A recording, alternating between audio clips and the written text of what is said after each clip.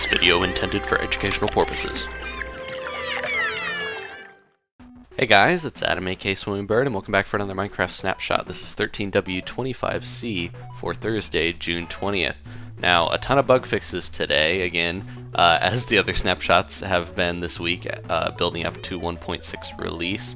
But there also is a ton of news about 1.6 and 1.7, things that Jeb and Dinnerbone haven't really addressed yet.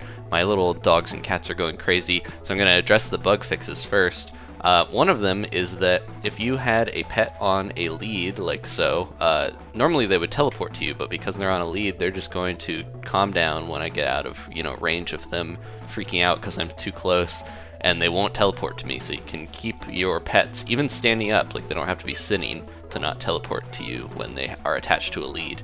And some other stuff, entities that go through portals, such as like the end. If you brought like a wolf to the end to fight the dragon or whatever, you can actually have it leave the end now. Like it'll go back through the portal. And some other stuff about pets being able to be stolen. Like you used to be able to take someone's pet with a lead, but no longer. And fire, when you turn fire tick off, used to still spread, or it wouldn't disappear in the rain, and it was very annoying because it could burn down some stuff. But anyways, speaking of the rain, the sun is going invisible because it is raining right now. Now let's get into the 1.6 and 1.7 news.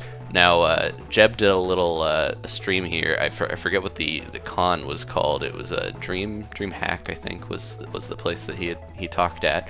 But yeah, DreamHack. He did a little stream here. I'll put a link to the stream if you guys want to watch that. But I will sum up all of the news here. So 1.6 now. It is the horse update, obviously, and the release date is going to be before July, as we pretty much know, so probably within a week or so.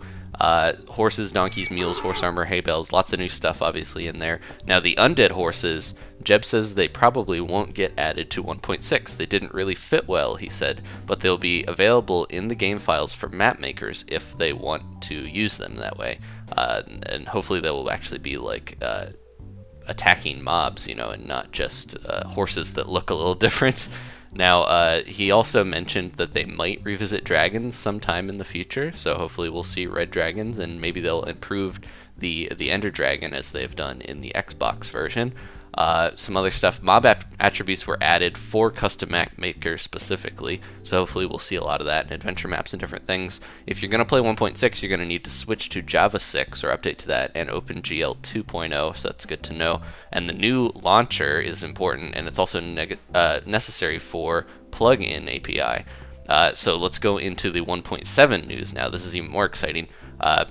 1.7, right now their idea for it is maybe the Biome Ocean update. People constantly want the oceans more exciting and they want more biomes, so we're probably going to see that. A lot of people are making new maps for 1.6, but by the time 1.7 comes out, you're probably already going to need another new map, or you'll have to explore new terrain to see this stuff. Now, there is a slight chance that Minecraft could be on Steam in the future, but Jeb says it's unlikely. They want to do some stuff like with 1.7, like making the achievement system and user data stored online on a server, but that won't be anytime soon. That way our achievements won't get erased every time we change versions of Minecraft or use mods or any of that stuff. Resource packs are only for graphics and sound, and they won't be used to store game rules. So you'll have to, if you're an adventure map player or maker, you're going to have to make sure you let people know what game rules they need for that. Now, some of the other things about 1.7, people were asking, maybe we'll get chairs and tables. Jeb says no plans right now. He's worried about not being able to vary the looks easily, like the bed, how it always looks the same. You could probably just do different colored wood for those. Have them like the base wood texture. I think that would look pretty good. Some other stuff, if they do add a biome update, he says it's likely that they're going to add temples and dungeons to the new biome, as they have done with the desert and the jungle. Tinted glass, now that's something that was in the April Fool's 2.0 update. Jeb says maybe, but they still need to solve some stuff first, and it's really tricky stuff to get that, lighting and opacity levels and all that stuff down. That was the issue why they didn't add it to 1.6 in the first place. Shader support should eventually, quotes around should eventually be part of the mod API, so it'll be a little easier for people to use shaders in the future.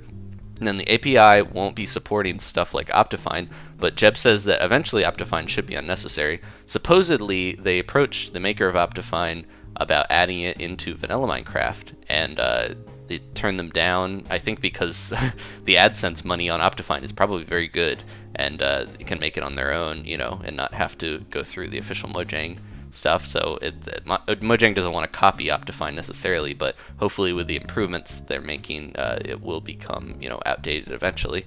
Some other stuff, HD skins. He said maybe he wants to update the whole skin system at some point, and he did also mention that people were like, could we use the new launcher to change the skins? That would be a lot easier than going to the website.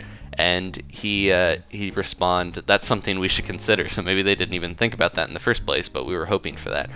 World edit in creative mode. Jib says no, creative is for building, but this should be covered by the mod API eventually. More dimensions, unlikely because they want to improve the current dimensions, the nether and the end, before they go into any new ones. It is very like resource intensive to have dimensions generate on maps and stuff, and they want to make sure the ones we already have are better first. More hostile mobs, yes, Dinnerbone wants to improve customizing this for map makers, but the way that he said that doesn't really sound like he's adding more hostile mobs. He's just saying they won't improve the current mobs. I think, yeah, I'd like to see more hostile mobs, like the Red Dragon stuff, but I think, like, some of them, like witches and stuff, they need, like, more of a purpose. There's not really a reason to go out and fight witches because you can get all the potion supplies elsewhere. There's not really a reward for fighting them, despite them being one of the tougher mobs out there, stuff like that, so they could definitely improve those.